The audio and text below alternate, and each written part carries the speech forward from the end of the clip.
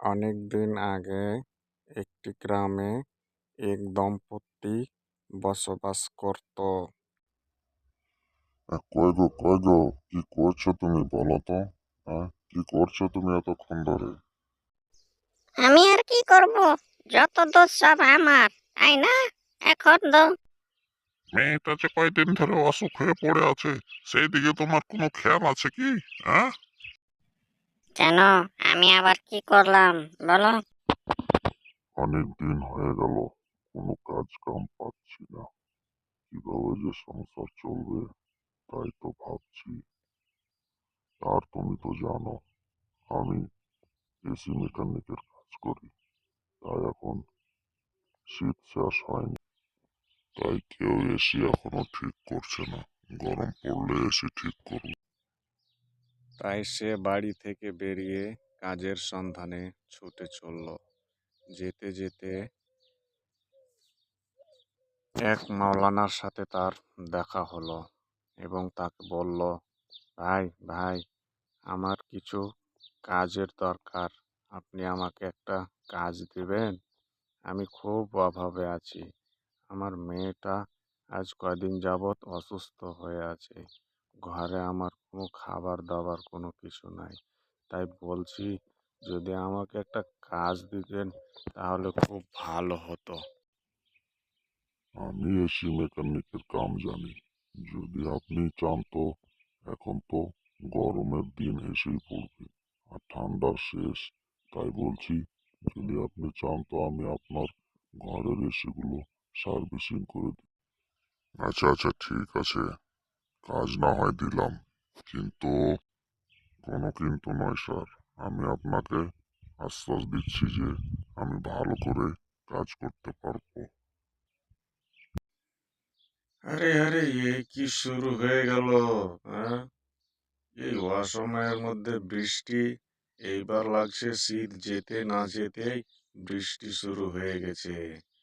এই মানিক, তুই যা তো, পরে আমার সাথে দেখা করিস। কয়েকদিন পরে মানিককে দিয়ে আমাদের সমস্ত এসিগুলো ঠিক করিয়ে নিতে হবে, ঠিক আছে? তাছাড়া মানিক খুব গরিব লোক আর সৎ লোক বটে। তার একটা কাজের ব্যবস্থা করে দিতে পারলে আল্লাহ তাআলা আমাদের খুব ভালোবাসবেন। এদিকে হুজুরের বউ ছিল খুব হিংসাটে। মানুষের ভালো করা সে দেখতেই পারতো না। তাই সে মনে মনে ভাবলো, এই মানিকের বাচ্চাটাকে কিভাবে যে সাইজ করা যায়। তাই মনে মনে সে একটা ফোন দিয়ে আঁটলো কিভাবে তাকে এই বাড়ি থেকে বিদায় করা যায়। আচ্ছা, আমার আইফোনটা কই গো? আমার আইফোনটা দেখছি না। মানিক এসেছিল না? আমার মনে হয় মানিক সেই ফোনটা নিয়ে পালিয়েছে। তুমি তাড়াতাড়ি পুলিশকে ফোন করো। স্ত্রীর কথায় সে পুলিশকে ফোন করে তার বাড়িতে যেতে বলল।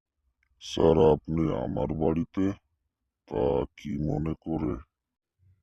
এটা মানিকের বাড়ি না? আর তুই মানিক না? বেটা, ফোন চুরি করিস? তাড়াতাড়ি বল, ফোন কোথায় আছে? ফোন জলদি বের কর, নইলে তোকে লকআপে ভরে দেব। কিসের ফোন স্যার? আর কোন ফোনের কথা বলছেন আপনি? আপনার মনে হয় কোনো ভুল হচ্ছে স্যার। আমি একজন গরিব মানুষ, কিন্তু চোর নই। এত ন্যাকামি করিস না বেটা, থানায় চল। থানায় গেলেই বুঝতে পারবি কিসের ফোন। খুব ফোন চালাবার শখ, তাই না?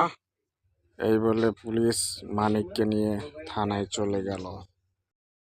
মা, মা, বাবাকে কেন পুলিশ ধরে নিয়ে গেল? বাবাকে চুরি করেছে নাকি? না আমার মা, তোমার বাবা কখনো চুরি করতে পারে না। তোমার বাবা চোর নয়। এইদিকে ইমামের বাড়ির কাজের লোক এসে বলল, স্যার দেখেন তো, এটা আপনার ফোন কিনা?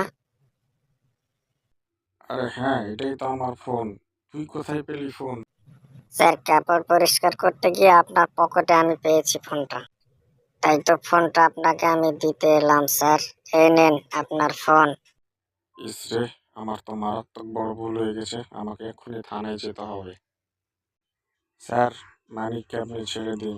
মানিক কোনো অপরাধী নয়, আমি আমার ফোন পেয়ে গেছি। তারপরে মানিকের বাড়িতে পৌঁছে দিল। মানিক, তুই আমাকে ক্ষমা করে দিস ভাই, আমি আমার বউয়ের চক্রান্তে পড়ে তোর নামে কমপ্লেন করেছিলাম।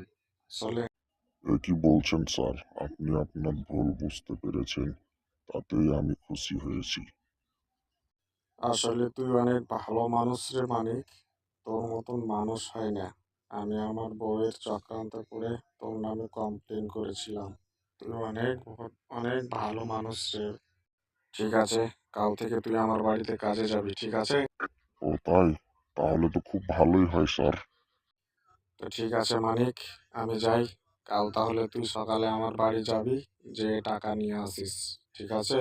আর মেয়েটার জন্য কিছু ওষুধ নিয়ে আসিস, আর বাজার সাজার করে নিয়ে আসিস। এই বলে মানিকের স্যার বাড়ি চলে গেল।